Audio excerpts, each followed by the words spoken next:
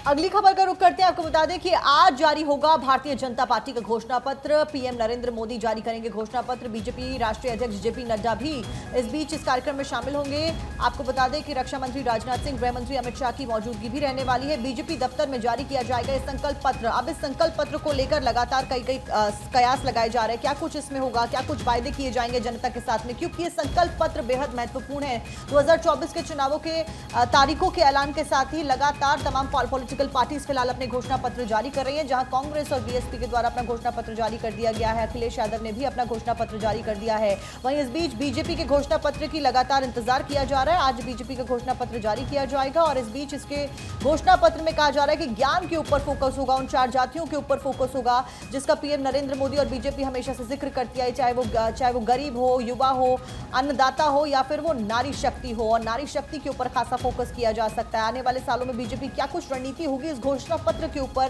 खासा डिपेंड करती है।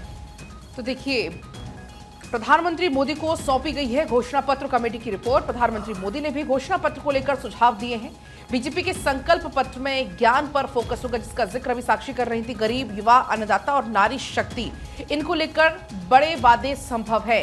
हालांकि आपको याद होगा कैसे बीजेपी की तरफ से लोगों से सुझाव इसको लेकर मांगे गए थे। बड़े स्तर पर अभियान चलाया गया था, अलग अलग विधानसभा में इसमें एक पूरा अभियान भी चलाया गया था। इसी बीच अक्षय जुड़ गए हैं मेरे साथ, संवाददाता हैं। अक्षय, आज अब से बस थोड़ी ही देर में 8:30 बजे का वो समय होगा जब बीजेपी अपना घोषणा पत्र जारी करने वाली है। किन किन मुद्दों पर फोकस इस बार रहने वाला है इस घोषणा पत्र में?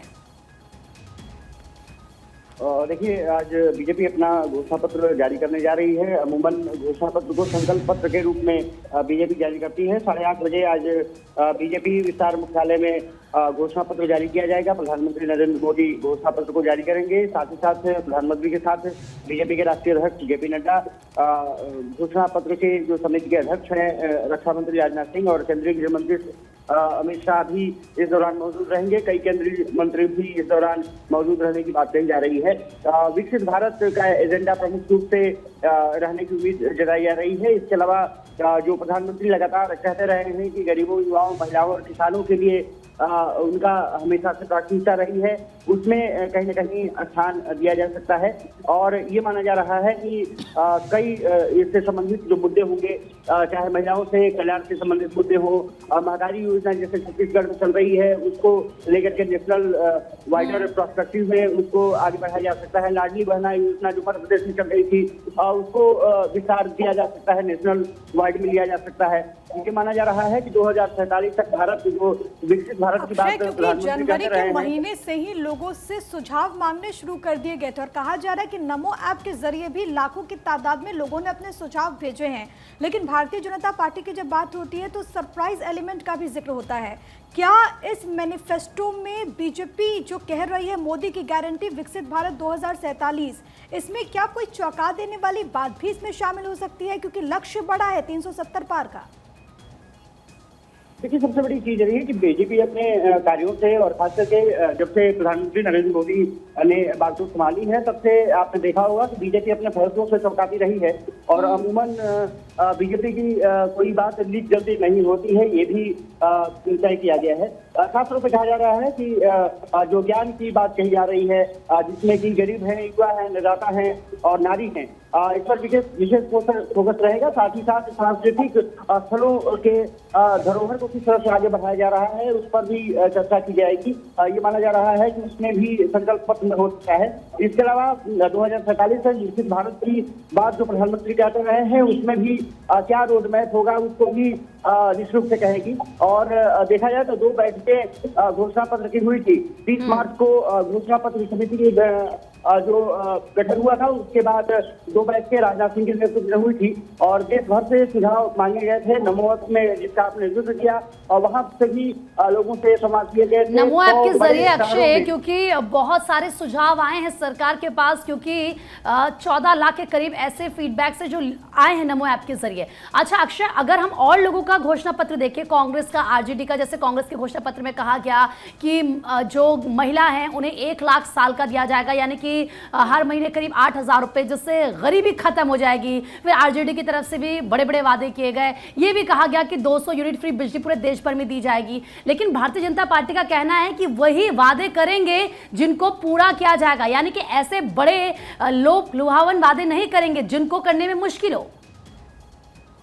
देखिए, निश्चित से क्योंकि 10 साल का सरकार ने कार्यकाल लगभग पूरा कर लिया है, चुनाव में अब निकल चुकी है। ऐसे में निश्चित से घोषणा पत्र पर नजर रहने वाली है। लोक लुभावन की बातें तो होंगी क्योंकि घोषणा पत्र में अमूमन पार्टियां ऐसी कहती रही हैं, लेकिन जिस तरह से सुझाव आए हैं, 100 शहरों में बीजेपी ने अभियान चलाया, व्हीकल्स लगातार चले बड़े शहरों में, और इसके साथ साथ सभी विधानसभाओं में लगभग 4,000 से ज्यादा विधानसभाओं में भी इसका फीडबैक लिया गया है कि क्या कुछ होना चाहिए। नमो ऐप के जरिए सुझाव मांगा था पार्टी ने, वहां भी मिला है। प्रधानमंत्री नरेंद्र मोदी ने खुद इस बात को संज्ञान में लिया था और खुद वो लगातार मैनिफेस्टो पर बात करते रहे लोगों से।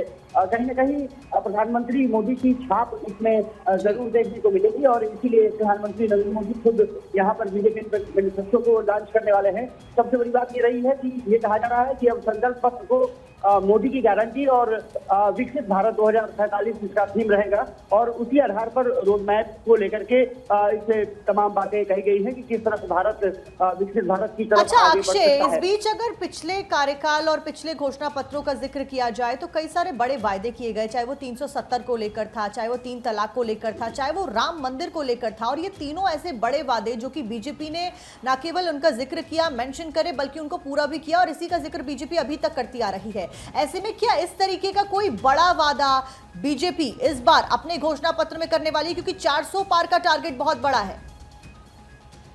देखिए, जैसा मैंने जिक्र किया कि महतारी योजना जो छत्तीसगढ़ में है, वैसी कुछ योजना केंद्र स्तर पर लागू की जा सकती है, देश भर में लागू करने की बात कही जा सकती है। इसके अलावा लाडली बहना योजना को जिस तरह से बात कही गई है, उस पर भी नेशनल वाइड कार्यक्रम चलाने की बात बीजेपी कह सकती है, क्योंकि उसका इम्पैक्ट देखने को मिला है। जैसे आपने कहा कि 370 धारा 370 राम मंदिर का निर्माण, ये सब ऐसे वादे थे जिसको बीजेपी ने पूरा किया है, लेकिन कई ऐसे वादे रहे हैं जिसमें बीजेपी उतनी खरी नहीं उतर पाई है। हालांकि प्रधानमंत्री कहते रहे हैं कि उन्होंने सीधा रोजगार नहीं दिया, बल्कि बिजनेस के तरीके से रोजगार देने का, क्रिएशन करने का काम किया है। कहीं ना कहीं वो दिमाग में जरूर होगा कि युवाओं को किस तरह से इसमें लाभान्वित किया जा सकते हैं। तो युवा मुक्त चुनावी दौर में एक मास्टर स्ट्रोक के तौर पर भी देखा जा रहा है, लेकिन कुल मिलाकर के अगर हम इसका जस्ट देखें तो ज्ञान जिन 4 जातियों का जिक्र प्रधानमंत्री ने हर मंच से किया है, उसी के इर्द गिर्द ये पूरा जो मैनिफेस्टो है इसको यहाँ पर रखने की कोशिश की जाएगी, और संकल्प से सिद्धि की ओर भारतीय जनता पार्टी के पहुंचने की कोशिश। फिलहाल के लिए बहुत धन्यवाद आपका अक्षय, तमाम बातचीत और जानकारी हम तक पहुंचाने के लिए। नजर बनाए रखिएगा। आज की ये सबसे बड़ी खबर है, भारतीय जनता पार्टी 370 पार का लक्ष्य बीजेपी के लिए, 400 पार का लक्ष्य एनडीए के लिए, और इसी दिशा में आज भारतीय जनता पार्टी की तरफ से अपना मैनिफेस्टो जारी किया जाएगा। हालांकि सोर्सेज की तरफ से बीच में खबर यह भी सामने आई थी कि इस बार की जो थीम है वो मोदी की गारंटी विकसित भारत 2047 रहने वाली है।